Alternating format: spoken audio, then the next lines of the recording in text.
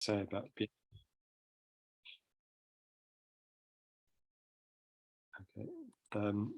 I can see lots of wonderful things about Beate, but I expect many of you know her already. So over to you, Beate. Okay. Well, I have to say I'm very nervous. I never have done a talk on Zoom. Is my sound okay? Yeah? Do you hear me okay? Yeah? Okay.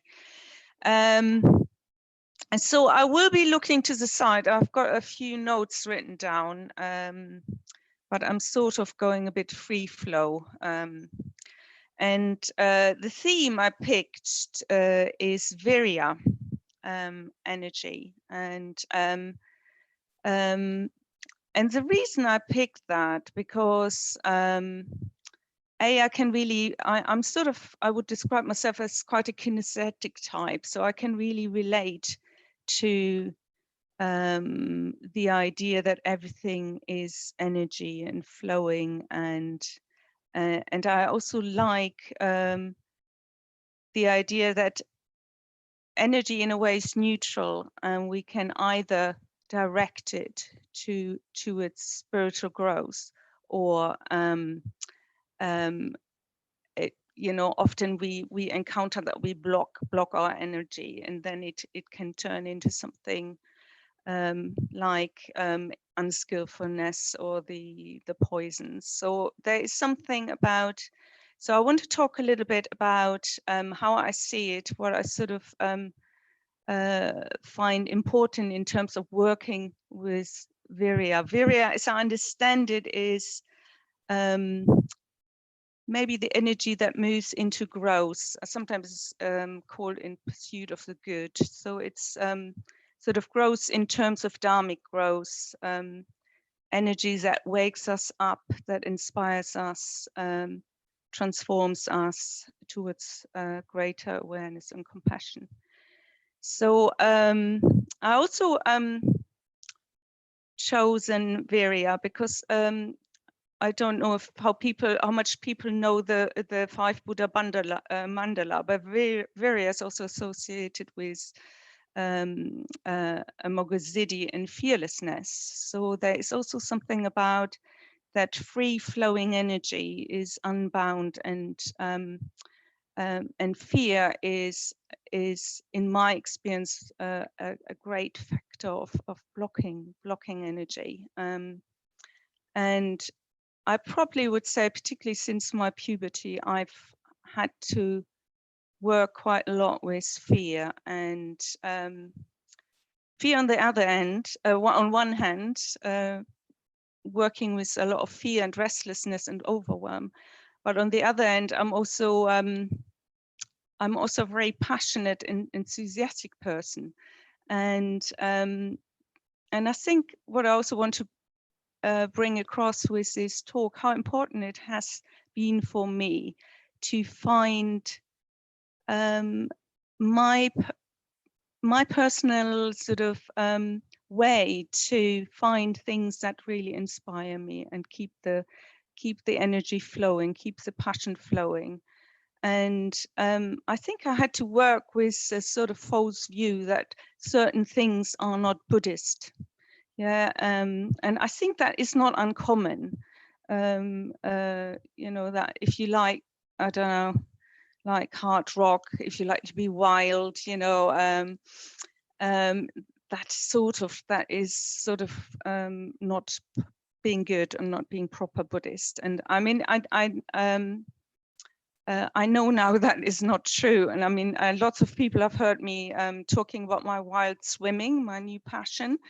And that's, that is one expression where I actually have, really had, I would say, experiences of great joy and bliss and being connected to something bigger.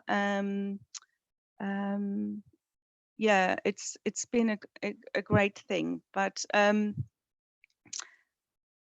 so in terms of energy, I want to just quote something which Sangharakshita said, that we could also, the first precept could be understood as not blocking positive energy growth in ourselves and others.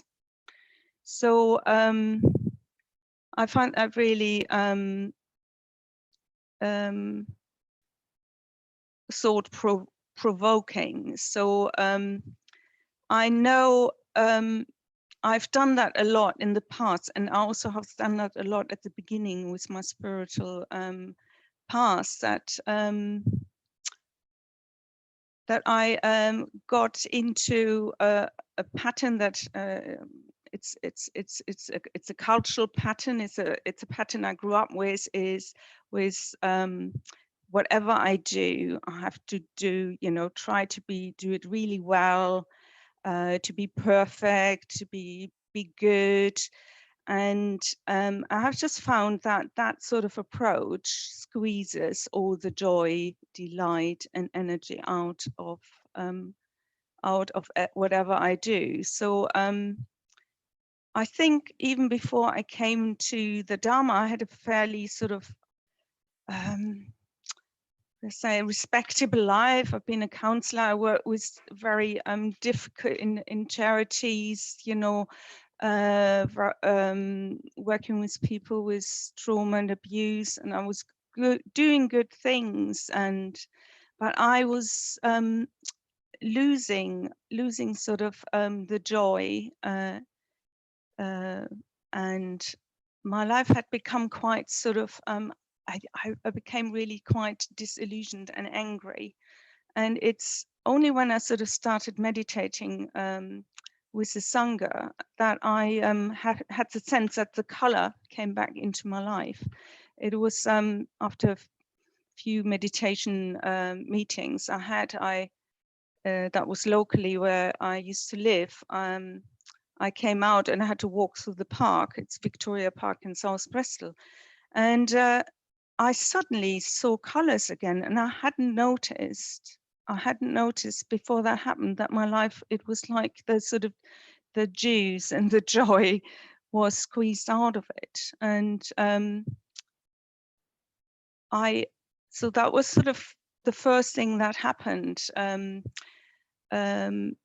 actually the Dharma in a way has connected me more with delight and joy more that I had forgotten.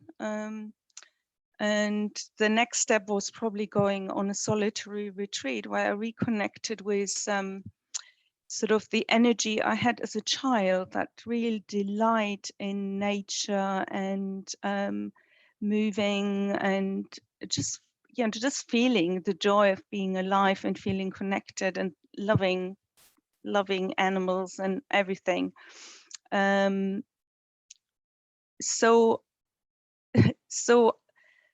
I think what I would like, what was sort of is the intention of this talk is sort of to want to share that actually, in a way, the Dharma has helped me lighten up and delight more and feel more joy in life.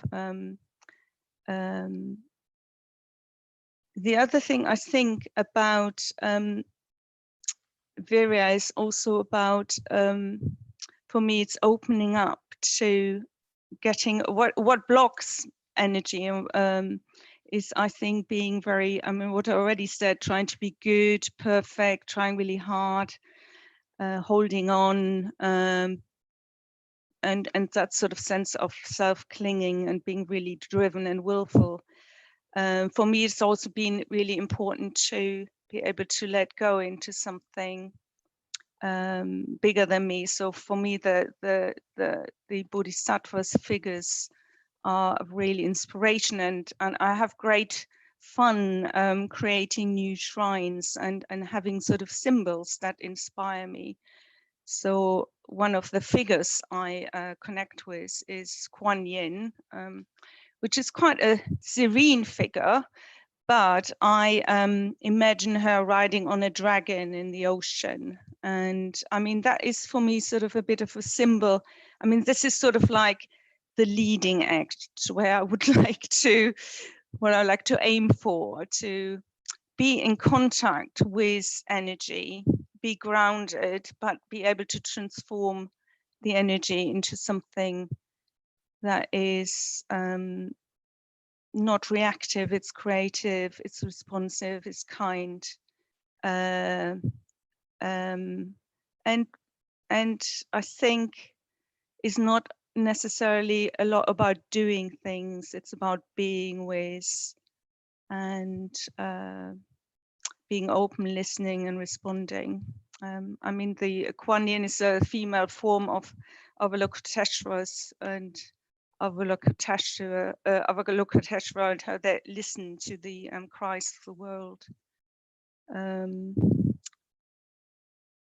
So there's something about the importance of having intensity and intimacy with experience in the Dharma lives. That's how I also see Virya, and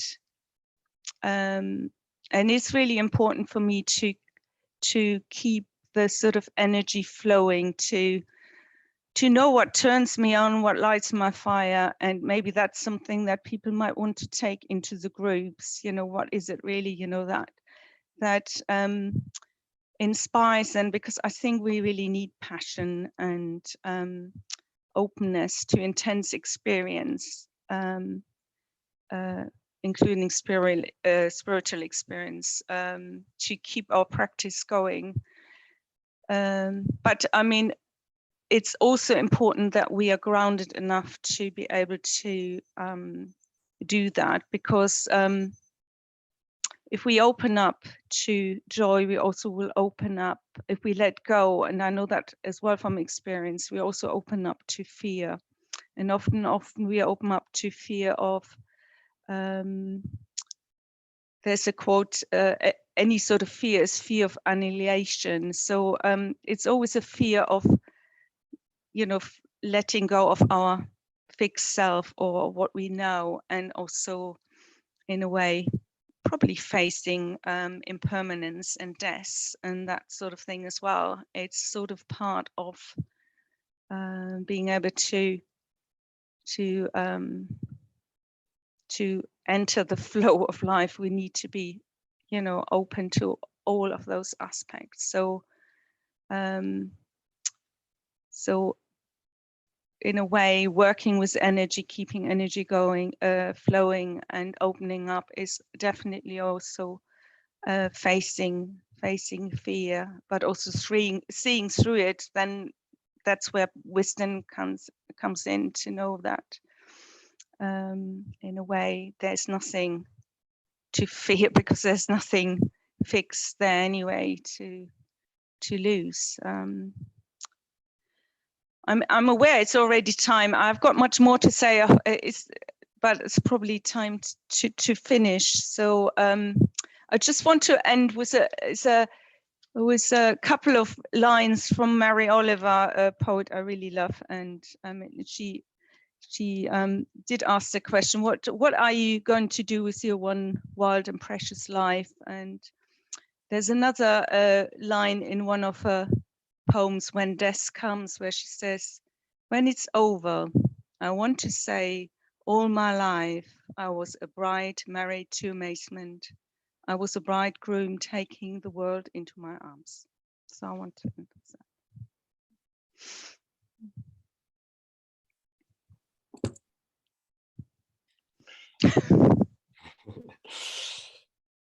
Thank you, Beate, for that beautiful, heartfelt little vista of your practice, and yeah, really lovely.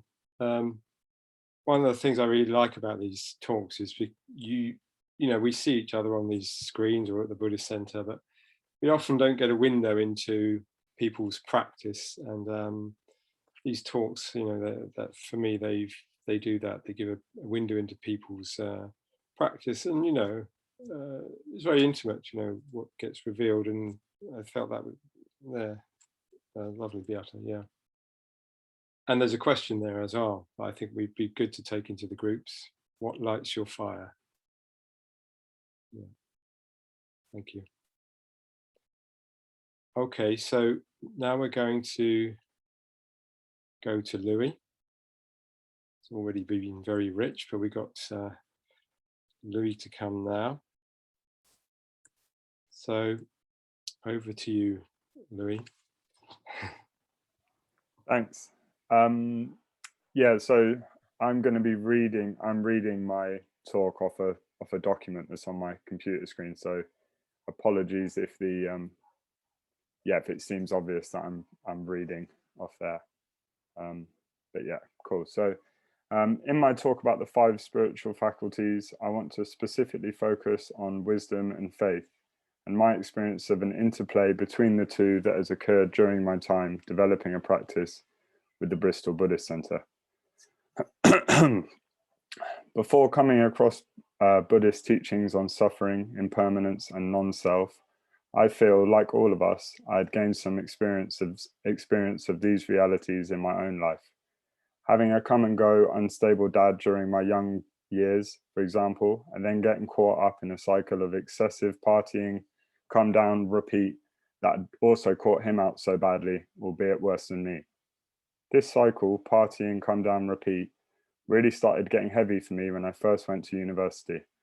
From about 18 until 26, I would stay up all night drinking and doing drugs at least once, twice, sometimes 3 times a week, and would always be met with an increasingly strong and long-lasting deep sadness and sense of dread, unsatisfactoriness to say the least, once the fun or distraction was over. I kind of knew intuitively that I was running away from something, but had, despite identifying as a feminist my whole life, been pretty persuaded unconsciously by the gendered conditionings of our culture, that as a male it wasn't appropriate for me to talk about the sadness and confusion I was feeling. Anyway, long story short, about 2.5 years ago now, this all became too much for me, and I finally started to see and feel it was possible for me to live in a different way. I stopped destructively partying and started to relax into myself to discover that, in contrast with my previous projection, I'm a sensitive person who really enjoys peaceful alone time, walking in nature, and very early nights. I go to sleep at 10 o'clock at night most nights. Of course, this is all a massive simplification, but anyway, at some point during this transition, which I'm still going through, no doubt, I happened to pick up a book about the Buddha. Having read this book and being completely blown away by how unbelievably cool and wise the Buddha and his followers had been, I sought out the Bristol Buddhist Center and was not disappointed. Instantly, I felt welcome for who I was, the new me, and could really feel that those who frequented the center were committed to bettering themselves for themselves and others. This felt like the right place to be. As I started learning more about Buddhist teachings, I increasingly felt the sense that these things were things I'd previously felt but hadn't managed to put into words. Craving being the cause of suffering. This was a perfect description of my partying days. The impermanence of all things. I'd been taught this at a young age by my flaky dad, who I'm pleased to say is no longer flaky, and the conditioned nature of all things, meaning they lack an inherent self.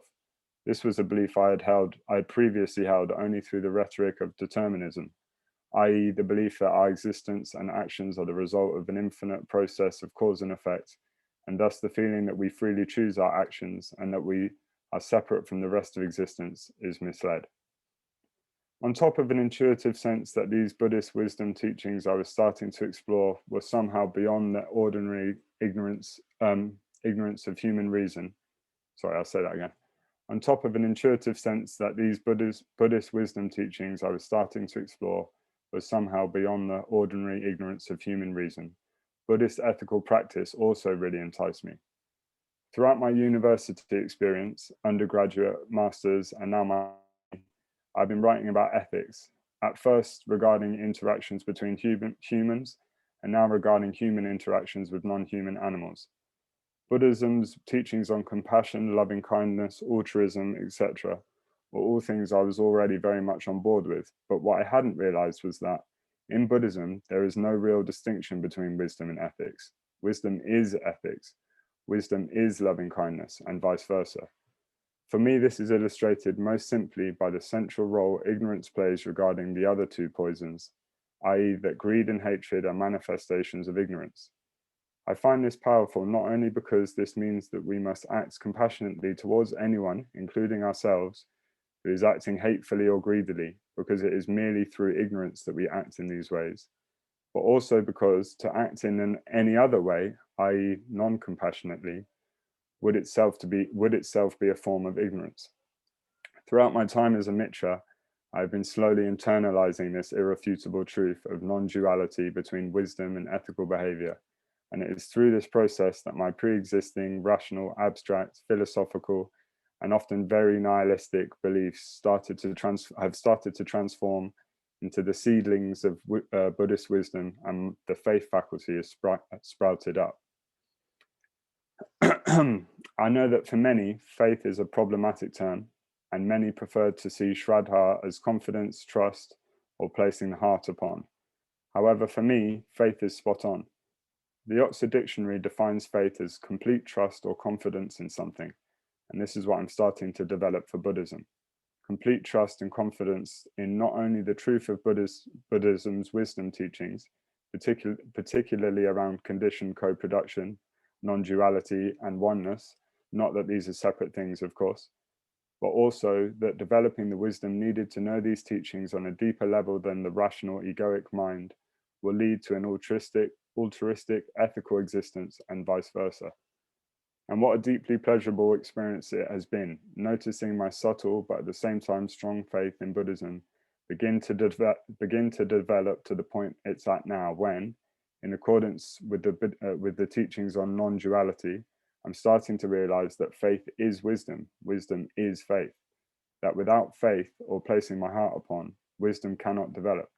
Only knowledge can, which might get me through my PhD, but won't rid me of a selfish gripping to allow space for altruistic loving kindness and take me to a place of deep contentment, or demonstrate to me that these two things are in fact inseparable. I just want to finish with a quote that I read early on in my time at the Bristol Buddhist Center from the book Buddhism, Tools for Living Your Life, the second half of which really struck me. Wisdom, a true understanding of how things are, leads naturally to a compassionate response to the world. Acting compassionately out of concern for others is to act in accordance with reality. Thank you. And sorry if I read that really quickly. That was nerves. Thank you, Louis. That was beautifully expressed. Thank you very much. Yeah, again, very moving. I feel very moved. There's something about you, your mind being met by Buddhism, but your heart being met by it too. That was speaking to me, and yeah, really lovely to hear. Thank you.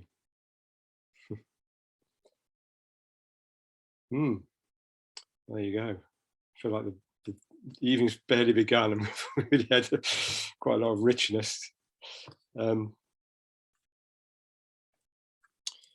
Yeah, so we're going to hear from Dan in a minute.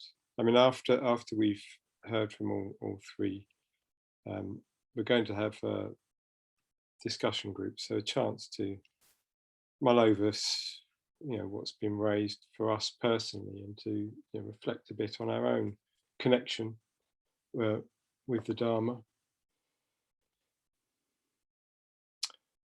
Okay, so time to introduce Dan, or at least to introduce you to Dan. Are you there, Dan? Hello. Yeah, good to see you. You too. So, over to you. Hi. Yeah. I'm afraid I'm not going to be as brave as Beate, and I'm going to be reading mine off script as well. Yeah, here we go. So I'm talking about acceptance, which isn't strictly part of the 5 spiritual faculties, but it's how I relate to it. Can I just check? Can you hear me okay? Yeah, great. Okay. In a recent talk, Vajra Devi said, acceptance is revolutionary There's a subtle shift on Sangharakshita's words, awareness is revolutionary. On hearing these words, something rose up through me, lighting me up as it went like a fairground attraction. When I was invited to do this talk, I knew I wanted to talk about acceptance, but I wasn't sure how. How does acceptance relate to the 5 faculties? When looking at the conceptual imagery of the 5 spiritual faculties, I can't help seeing them like a graph or poles of a compass. In this vein, I think of myself as north-northwest, predominantly imbalanced towards energy, with a little imbalance towards faith. This may be an oversimplistic way of looking at the model, yet I do find it helpful. My slight pull towards faith seems to be around the way I respond to the Dharma. I often really enjoy studying the Dharma. It's hugely beneficial to my life. The fact is that I want teachings to help me, which is okay, I guess. But sometimes the want is stronger than that. I want the teachings to make things better, perhaps even fix things, or I almost sometimes want people to tell me what I should do. This is when I know I'm out of balance, if I don't really want to look at my own experience and kind of work it out for myself. Sometimes when I hear a teaching, I have this little inner jubilance. Yes, something says within, this is true. I feel this must be a good sign. But where I perhaps need to watch myself is that I can then be inclined to accept that teaching or potential truth without too much investigation. My strongest imbalance, I feel, is tipped towards energy. I imagine this notion is not too difficult to relate to for many in today's world, a world where our culture expects much of us in terms of careers, productivity, and lifestyle, a world where technology, social media, and mental health difficulties seem to be at a peak, a world where there is a lot of anxiety and overwhelm. Maybe this description of the world doesn't ring true to you, but this certainly describes how I have experienced the world. The shift towards stillness has vastly improved for me since I walked through the doors at the Bristol Buddhist Centre. And I feel it has much further to go. So to find more balance, it seems clear to me that I need to focus more on meditation. Easy, right? That's it, simple, done. I'll just meditate more and find more time in my life for space and stillness. Perhaps not that easy.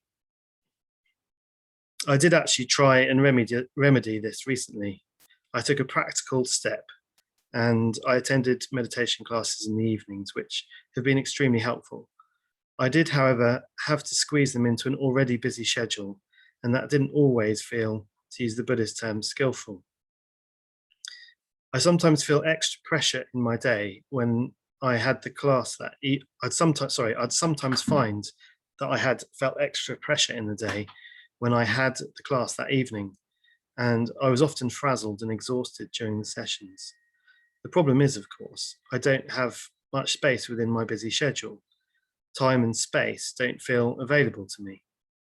Reflecting on the Dharma has helped me to recognize that my career is not a skillful choice for me, and it is negatively impacting my mental health and my ability to lead a balanced life. But I have to work, I have to contribute to pay the bills, or perhaps I don't have to.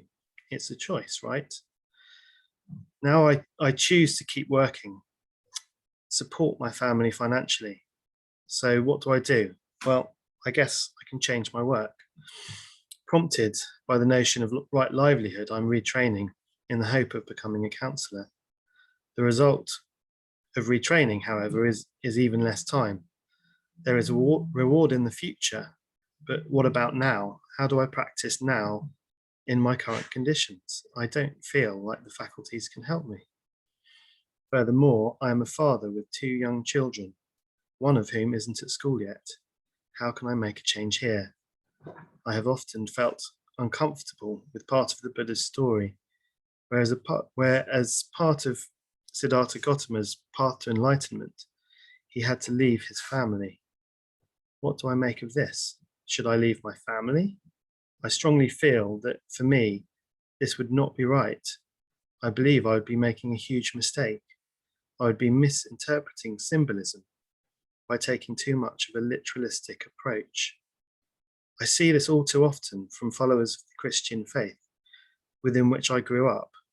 I very much value the Christian teachings. In fact, Buddhism has helped me reframe them. Part of the appeal of Buddhism for me was to move away from the trappings of literalism, which I believe can often lead to feelings of guilt or fear. I wanted to practice with others who seemed more spiritually open-minded.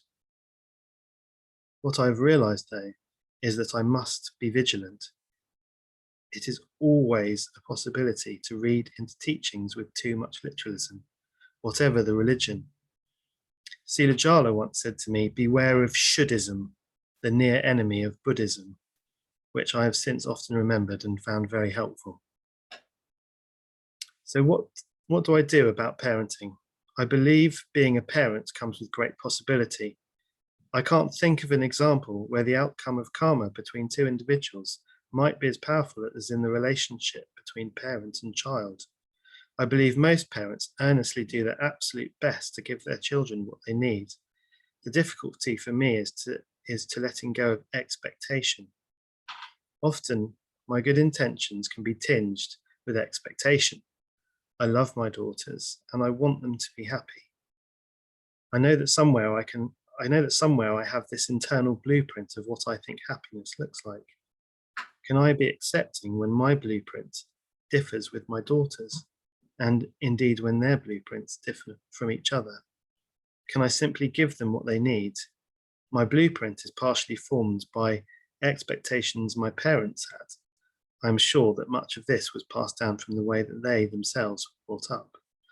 This powerful force of expectation and desire for control stretches back through time. How can it be broken? How can I shift from expectance to acceptance? I was struck by the BBC documentary on Greta Thunberg. I hadn't previously been aware of her parents.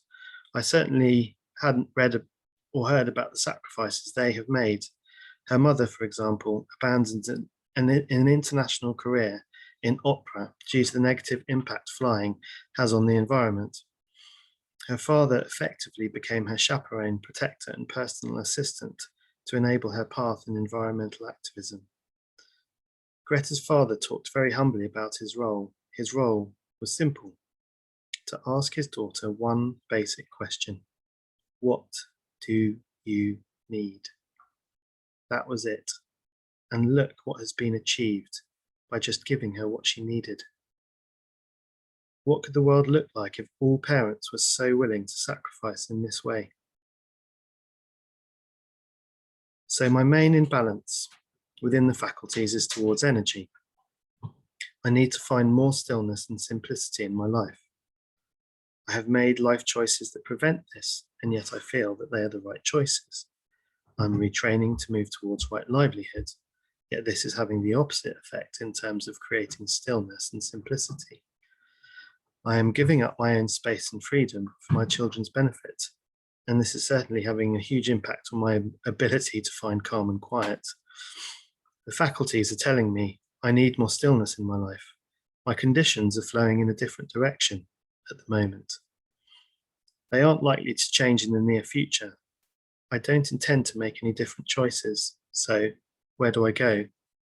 This for me is how acceptance fits into all of this. Acceptance is the key. Acceptance is revolutionary.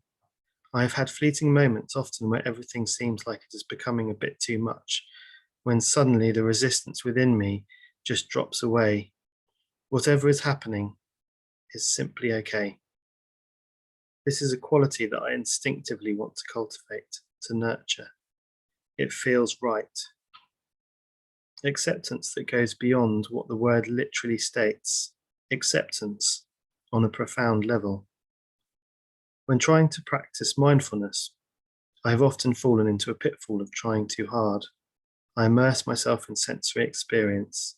Sometimes walking to work, I've tried to instill an ultra-alert attitude, experiencing every last sight and smell and sensation to the nth degree, but part of me just doesn't engage in the way that I want it to. I expect some sort of outcome that doesn't appear. Instead of being aware of this frustration, I might push on stubbornly or give up. Ironically, in my attempt to be mindful, I've forgotten the mind sense, or worse, I'm pushing it away like it's an inconvenience, preventing me from achieving something. In the recent Rains retreat, Dharmarati talked about mindfulness as a mirror. It has been incredibly helpful to me to see whatever sensory experience I'm having as simply a reflection of reality. It's as if my sensations are like instrumental readings that are just communicating something indescribable. If I can see the mind as another sense reading, then whatever thought or emotion I am experiencing is also just a reflection and an indication of something that just is, something I can or must accept, because what use is there in arguing with reality? I can watch the reflections, even the seemingly negative ones. Anxiety, sadness, restlessness, fear can all be observed. I can accept what the mirror presents. So I feel that the faculties are telling me I need more stillness or space, or perhaps simplicity, but I can't seem to make it happen. What do? I can accept. When I accept, stillness, space, and simplicity somehow just appear, as if by magic they were there all along. It is only with complete acceptance that I can allow my life to unfold. Acceptance and awareness seem to me to be two sides of the same coin, the great balancer of all the faculties. So I've come full circle. Awareness is revolutionary.